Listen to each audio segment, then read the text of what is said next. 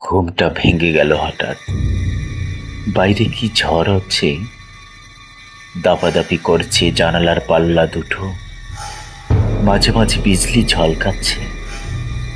ফের শুয়ে পড়তে গিয়ে সেই বিদ্যুতের ছটফটে আলোয় মনে হলো ঘরের মধ্যে যেন হামা দিচ্ছে কেউ। কে ওখানে? কে? হামা কোনো শব্দ করে না।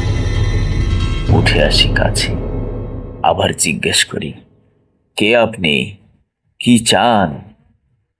তবু সে নিশ্চুপ থেকে এ কোণে ও কোণে ঘুরছে, মাথা তুলছে না কিছুতে। চোখে চোখ নয়। কিছু কি খুঁজছেন আপনি? শুনতে পাচ্ছি, খুঁজছি ঠিকই, খুঁজতে তো হবেই। পেলেই বেরিয়ে যাব, নিজে নিজে হেঁটে হেঁটে। কি খুঁজছেন?